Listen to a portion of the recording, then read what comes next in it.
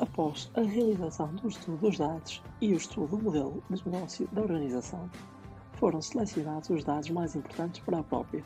Com estes dados, criamos um modelo multidimensional.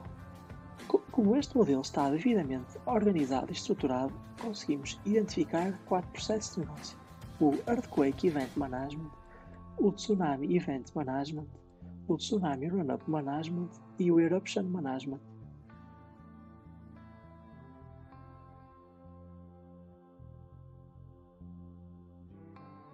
Passando agora para a demonstração do ETL, irei começar por correr a build.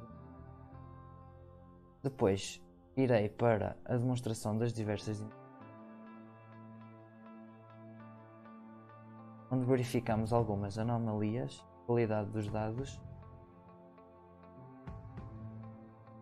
ou seja, trataremos dos dados por forma anteriormente os mesmos possam ser carregados no warehouse sem problema.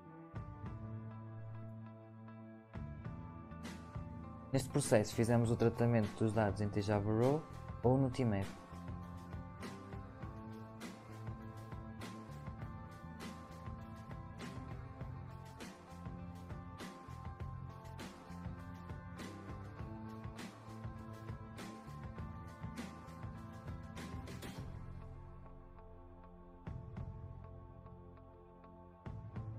Verifica-se o carregamento dos dados bem-sucedidos, onde primeiramente carregamos as dimensões e só depois passaremos às tabelas de facto com a demonstração da Tsunami Event que irá ser bem-sucedida.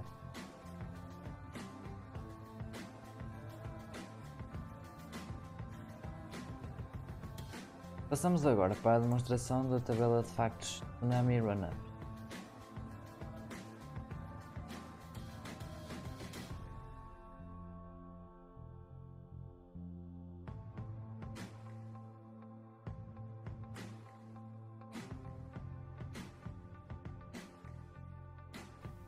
Em terceiro iremos demonstrar a tabela de factos Earthquake.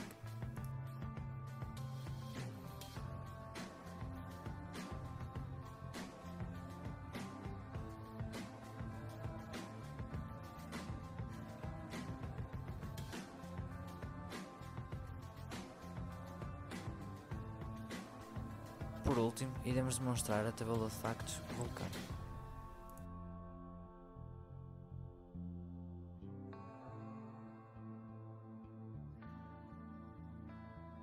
Relativamente à minha dashboard, começando pelo lado esquerdo, verifica-se o primeiro problema. Na última década, quais as zonas que apresentam maior risco à população após a ocorrência de um tsunami?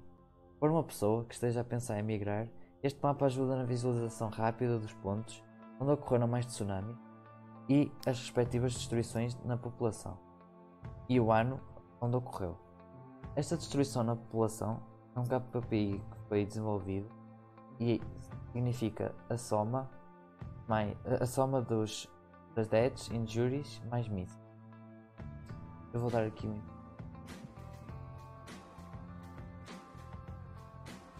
o Shield, que teve destruição de 12.156 de destruição. E aqui em baixo conseguiremos filtrar países e encontramos rapidamente eles. Já do lado direito, o problema é outro. Causas de tsunamis tiveram mais consequências. Isto, para os cientistas que estudam as causas destes fenómenos, este diagrama irá ajudar a revelar as consequências dos tsunamis. Por exemplo, Earthquake teve consequências de 577.723. Este KPI foi desenvolvido através da soma dos Total Losses Destroyed mais Total Losses Damage. Conseguiremos filtrar aqui aparecendo até este valor. O dashboard relativo ao Tsunami Run-Up, começando pela questão analítica: em que anos registrou o maior número de mortos relativos a tsunamis? Esta questão analítica utiliza o KPI Deaths Counter, que basicamente nos mostra por maior tamanho e cor mais marcada os anos que foram mais afetados pelo evento. Neste caso, a tonalidade é o vermelho, pois trata do número de mortos. Relativamente a esta questão analítica, temos que dados a nível monetário se registaram a partir do ano 1700 devido à ocorrência de tsunamis. Também poderemos verificar que os anos que aqui têm mais impacto são correspondentes também ao maior número de mortos. E a escala é esta. Em relação às questões analíticas, concluímos que todas estas devem utilizar o Data Warehouse, relacionando as várias dimensões e a conseguir satisfazer as necessidades dos business users. Sendo assim, criamos estas duas questões analíticas em relação aos terremotos. Por cada ano, quantas foram as vítimas totais relativas aos terremotos desde 1950 e, por cada ano, quantos foram os danos físicos totais relativos aos terremotos desde 1950. Relativamente à primeira pergunta, utilizamos um KPI que é as vítimas totais relativas a terremotos. Este consiste na soma das mortes com os feridos e desaparecidos. Como podemos ver no primeiro gráfico, este mostra todas as vítimas dos terremotos por cada ano, como por exemplo, em 1981, houve um total de vítimas de 43.582. Relativamente à questão analítica, por cada ano, quantos foram os danos físicos totais relativos aos terremotos desde 1950, utilizamos como KPI as consequências físicas totais dos terremotos, que são a soma das casas destruídas com as casas danificadas de cada ano. Este gráfico mostra danos desde 1950, como por exemplo, em 1955 houve um dano físico total de 24.